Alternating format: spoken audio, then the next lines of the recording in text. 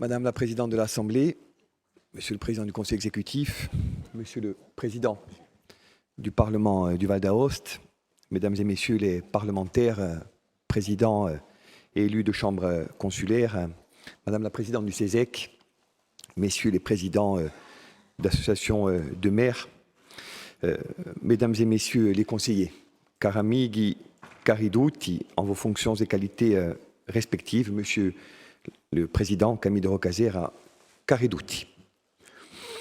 Bon. Moi, je pense avec beaucoup d'humilité, et je l'ai déjà dit vendredi dernier, à rebours peut-être de l'esprit d'un certain nombre d'interventions, qu'on n'est qu'au début d'un processus. Et j'ai l'impression, avec beaucoup de respect, à entendre un certain nombre d'orateurs, que tout se jouerait aujourd'hui. Moi, je ne veux pas relativiser l'importance du moment que nous sommes en train de vivre. Du tout. Pas davantage son caractère historique. Et je pèse mes mots, car ce sont des termes que je n'aime pas, pour ma part, employer avec beaucoup d'humilité à tort et à travers. Donc oui, ce qu'on vit est très important. Ce qu'on vit est fondateur. Mais tout ne sera pas réglé lorsque ce soir, nuitamment, demain matin, nous aurons quitté cet hémicycle. On reviendra ici, on posera ensemble les termes possibles d'un compromis, parce que je pense également, ça a été dit, qu'on y est tenu, et nous essaierons modestement et avec beaucoup d'énergie de continuer à avancer. De ce que j'ai pu entendre et de ce que je voudrais dire de l'état d'esprit qui anime les militants et les élus d'Aonsemo, manque à mon avis une chose. Jean, Paul ont parlé de 68, de ces années-là, ardentes, combattantes, et nous savons bien sûr ce que nous devons à tous ceux qui nous ont précédés, j'y reviendrai. Mais en 68, il y avait aussi cette expression qui consistait à dire « D'où parles-tu, camarade ?» pour désigner un camp politique dans un moment extrêmement complexe de ce point de vue-là. Moi, je ne parlerai pas en termes de formation ou d'identité politique. Mais je parlerai tout simplement, même si quelques-uns l'ont fait, et avec les mots qui sont les nôtres, du pays et du peuple. Nous avons l'impression de parler depuis l'Assemblée d'un pays qui va très mal, Président. D'un pays qui est accro aux jeux de hasard, aux conduites à risque, dont la jeunesse, ou en tous les cas une bonne partie d'entre elles, s'abîme dans les dérives et la consommation de stupéfiants. Dans un pays où le taux de précarité voit des dizaines de milliers d'entre nous entrer dans des journées ou des semaines qui parfois ressemblent à des mois, tant ces moments sont jalonnés de douleurs et de difficultés. Nous parlons depuis un pays où l'Assemblée d'un peuple, où les difficultés sont légion. Le taux d'IVG, le taux de sortie du système scolaire sans qualification aucune, le taux de chômage, le sous-développement structurel. Alors je sais, on dira, mais c'est précisément pour cela, et nous en sommes, donc il n'y a pas de difficulté, que nous voulons l'autonomie. Parce que nous sommes conscients que gérer ce pays à droit constant revient à reproduire les schémas, les mécanismes et les raisons qui l'ont poussé vers la situation que je viens très brièvement de décrire. C'est vrai, mais c'est vrai en partie seulement. Ce qui nous différencie peut-être, sans chercher à nous singulariser ici, c'est cette idée, je l'ai développée vendredi, que l'autonomie, pour réussir qu'elle puisse être, et nous allons y travailler, ne sera jamais qu'un moyen.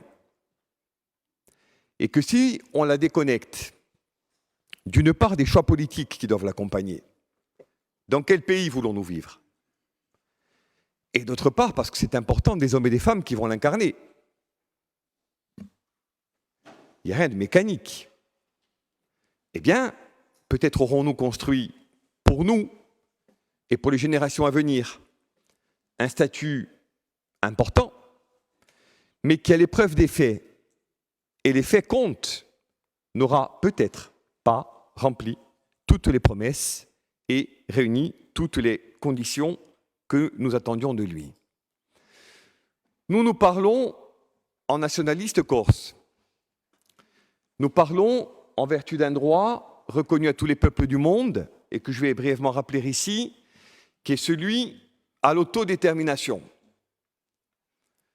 Parce que nous considérons, ça a été dit, qu'un peuple aussi modeste, démographiquement, aussi petit, aussi en difficulté, qu'il soit ou qu'il puisse être, il a le droit de vivre. Et il a le droit de vivre. Et la démonstration est faite, après des décennies, eh bien, que le peuple corse pourrait, et je le dis sans déclinisme, et je le dis sans emprunter un certain nombre de mauvais prophètes, rien ne dit que ce peuple, le nôtre, il pourra résister à l'épreuve du temps. Il est confronté, on ne l'a pas encore dit non plus, à un choc démographique sans précédent, que d'aucuns qualifient, ce n'est pas forcément nos mots, mais je les entends, de dilution. Il est confronté à une perte de repères exceptionnelle, qui a vu une civilisation agro-silvopastorale dériver vers un modèle qui ne dit pas son nom, mais dont tout un chacun mesure et quotidiennement l'ampleur des dérives et le caractère tragique d'un certain nombre de limites. Au nom de ce peuple, ou de l'idée que nous en avons, puisque nous ne le représentons pas en totalité, chacun ici détient une part de cette représentation collective. Nous pensons effectivement qu'il faudrait que l'on parvienne aujourd'hui, sans les opposer, comme j'en ai un peu senti la tentation ici ou là, l'enracinement dans une réalité complexe et la nécessité d'une évolution de fond. Est-ce qu'il faut une révision constitutionnelle? Bien sûr. Une loi organique, un référendum.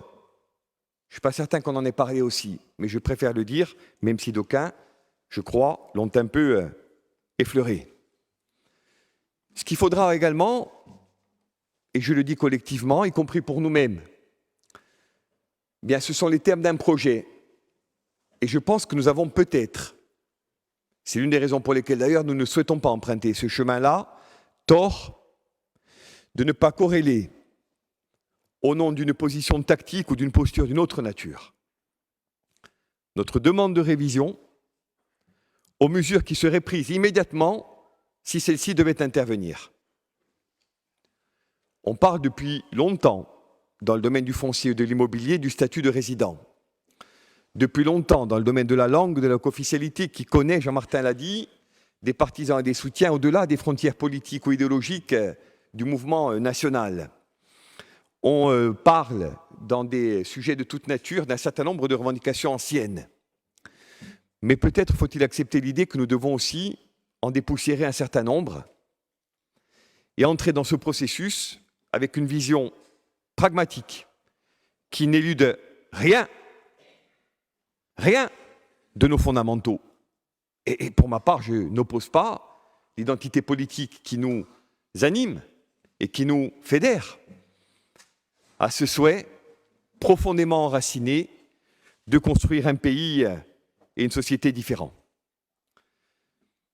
Vous avez évoqué, et vous avez bien fait, l'histoire. Saint-Pierre Rougour, sous les siècles passés, les années plus proches de nous, etc. Notre histoire, mes amis, ce sont aussi nos divisions, nos conflits, nos fractures. C'est décembre 2015 et c'est juin 2021. Poser ça, comme je l'entends ici ou là, c'est pas poser un acte ou un propos de rancœur, de soif de revanche ou d'amertume. C'est dire politiquement qu'on ne peut pas exclure des nationalistes, lorsque les circonstances le permettent, et les appeler à la convergence lorsque le moment l'oblige. Notre examen de conscience, et je le dis en toute sérénité, il est aussi là, au moment où des jeunes sont mis en examen, où l'un d'entre eux, l'un d'entre nous, est à Marseille depuis quelques jours, dans un centre de rééducation, de détention, qui dit ou pas son nom, avec une famille éplorée, comme on en a connu des milliers, Jean l'a dit, durant des décennies. Ça continue, c'est différent. Mais ça ne s'est pas arrêté. Depuis cette douleur-là, depuis cette difficulté, depuis cette fracture, pointe un piège qu'à mon avis nous devons à tout prix éviter. Moi, je suis nationaliste corse. Je m'adresse à des nationalistes corses, mais le piège serait très précisément de ne s'adresser qu'à eux. Il y a, dans cet hémicycle, des gens qui ne sont pas d'accord avec ce que je peux développer. Et il y en a encore beaucoup à l'extérieur. C'est en cela que je ne suis pas complètement d'accord avec le propos que je respecte de notre ami Paul Coastan. Pourquoi faudrait-il que cette journée serve à ce que les 4 composantes uniquement tombent d'accord? Pourquoi ne pourrait-on pas imaginer des voies de consensus ou de convergence qui nous déborderaient? Si nous ne sommes pas d'accord, moi je pense qu'il faut un pouvoir législatif dévolu à l'Assemblée et un pouvoir réglementaire dévolu au Conseil exécutif. On va en débattre. Si au bout du parcours, on n'est pas d'accord, on en tirera les conclusions utiles. Mais avant d'entamer ce parcours, même si on connaît tout de nos convictions respectives, et que des contributions écrites sont venues étayer et éclairer les points de vue des uns et des autres, disons-nous quand même qu'on a le droit et peut-être le devoir de se parler. Parce que l'unité du mouvement national, c'est quelque chose d'important, même si j'en ai rappelé l'histoire récente et les limites. Mais moi, je continue de croire, et c'est d'ailleurs le sigle qu'a choisi l'un des mouvements qui ont jalonné notre route, à l'Union du peuple corse. J'ai une toute petite expérience, au regard de celle de Paul ou d'autres ici, des discussions avec ces gouvernements à Paris. Je suis certain que si nous y entrons affaiblis, divisés, nous n'en sortirons pas, ou en tous les cas, pas dans l'état que nous souhaitions. Si à l'inverse, nous parvenons à déterminer un socle commun, parce qu'après tout, qu'est-ce qui aurait changé si nous devions sortir de la sorte par rapport à la position de 2002? J'ai plus les chiffres exacts en tête, les 22, les 26. 20 ans après. Oui, les 45 ou les 54 contre les 19 autres, ou les 18 ou les 50, peu importe. Ce qui compte, à mon avis, à ce stade, c'est qu'effectivement, soient posées des lignes forces et un débat au fond.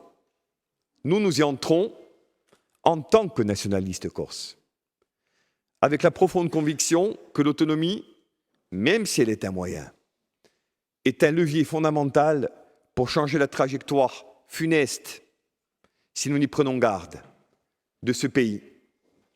Oui, légiférer, oui, réglementer, oui, lever l'impôt, oui, décider par nous-mêmes de la possibilité de garder ou de supprimer une imposition, décider par nous-mêmes du taux de ce que l'on va proposer aux Corses, décider par nous-mêmes du moment où nos enfants vont aller à l'école, du moment où ils vont en sortir, décider de ce que l'on va déterminer en matière d'environnement, d'énergie, d'autonomie alimentaire, d'urbanisme, de politique en Méditerranée et en Europe.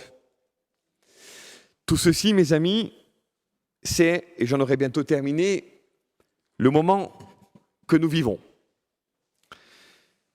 Moi, je crois, avec beaucoup d'humilité, que nous sommes effectivement au début de ce parcours. Que les projets qui ont été amenés et qui ont vocation à être enrichis, ils peuvent effectivement nous conduire à préciser des aspirations. Il a été dit, de manière un peu rapide à mon avis, ça se joue entre Paris et la collectivité. Moi, quand je m'exprime ici, j'essaie de le faire modestement en tant que militant, élu, président d'un groupe. Mais je ne peux pas oublier que je suis également, comme d'autres ici, et je les salue, maire. La question de l'architecture institutionnelle, président, et je me tourne vers vous puisque vous en êtes aujourd'hui le garant, ne saurait, je pense, vous savoir d'accord, se résumer aux compétences que l'on va transférer à cette collectivité. Ou que cette collectivité choisira ensuite de déléguer à des collectivités locales. On ne s'est pas battu une vie contre le jacobinisme parisien pour le reproduire ici, à l'échelle du pays que nous aimons tant. Cette collectivité, autonome, à droit constant, indépendante,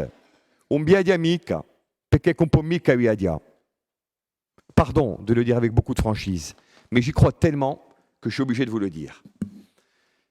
Moins qu'une collectivité unie, même si nous souhaitons qu'elle soit autonome, et nous nous battrons pour, nous avons besoin d'une architecture des pouvoirs qui préserve bien sûr opposition et majorité, mais également les collectivités locales qui permettent, en vertu de l'autonomie sur la carte administrative, de redéfinir le périmètre des intercos, qui nous permettent d'asseoir un certain nombre de compétences fiscales et de ressources pérennes à leur endroit, qui nous permettent, c'est un peu le cas aujourd'hui, mais tellement peu et tellement mal, d'expérimenter des fusions de communes dans un pays où c'est tabou, mais où, disons-le, et on le sait, il y a dans certains villages de régions que je ne citerai pas, mais on les a tous en tête, eh bien, des communes où il y a davantage de conseillers municipaux en exercice que d'habitants à l'année.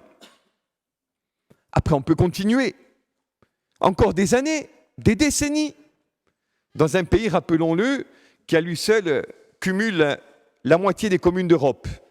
36 000 pour 72 ou 73 000 sur toute l'Union européenne. Il faut qu'on fasse preuve d'ambition.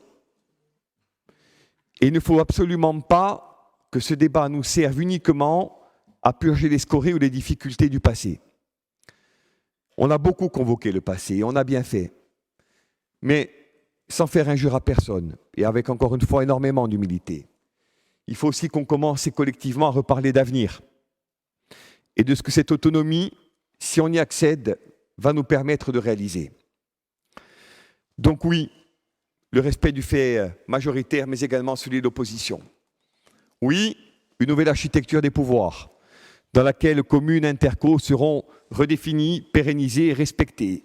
Oui, une chambre des territoires qui ne soit plus un alibi ou un gadget, mais un des outils du bicamérisme dans lequel nous voudrions nous projeter, avec un pouvoir législatif qui serait dûment partagé et un exécutif qui réaliserait ce qu'il a réalisé. Et je ne parlerai même pas à ce stade de la fusion des offices et agences, du devenir du monde consulaire, de la nécessité de nous projeter différemment dans un territoire qui aujourd'hui, c'est vrai, est en attente politiquement, historiquement, de solutions en termes d'autonomie, mais également, et ça n'est pas antinomique, de solutions à ces problèmes. De solutions à ces problèmes. Alors voilà, à ce stade, en espérant ne pas avoir été trop long, ce que je voulais dire au nom du groupe Avancem. Nous entrons dans cette journée avec beaucoup d'espoir, beaucoup de détermination et la conviction qu'on peut peut-être, pour une fois, en sortir différent de la façon et de l'état dans lesquels on y est entré. Ça va demander un sens du compromis dans un pays qui n'est pas très habile avec tout ça, qui préfère des affrontements, des conflits, un pour, un contre, un majoritaire et un opposant. Moi, je ne m'exprime pas en tant qu'opposant, même si j'en suis un président. Moi, je m'exprime en tant que nationaliste corse. Je pense à mes enfants, je pense à tous les nôtres, et je me dis, peut-être, qu'au fil des mois, de révision constitutionnelle en loi organique, de référendum en construction d'un projet, se dessinera sur un pas de temps relativement bref, au regard du temps long que vous avez convoqué à juste raison par certains aspects. Une solution politique et un avenir de paix dans un pays qui n'est pas en guerre, mais qui n'est pas non plus, c'est un de vos euphémismes, tout à fait apaisé. C'est le souhait que je veux former en conclusion de ce propos, qui en appelle vraisemblablement d'autres tout au long de la journée. Mais je veux, et pour finir, qu'à l'idée d'un rassemblement des nationalistes, et sans l'opposer, existe peut-être celle d'une convergence nationale,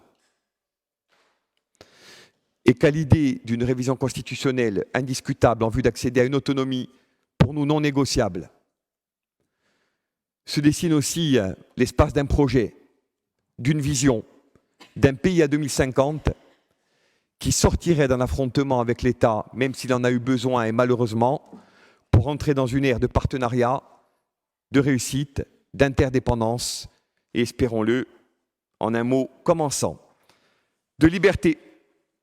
De liberté. Je vous remercie.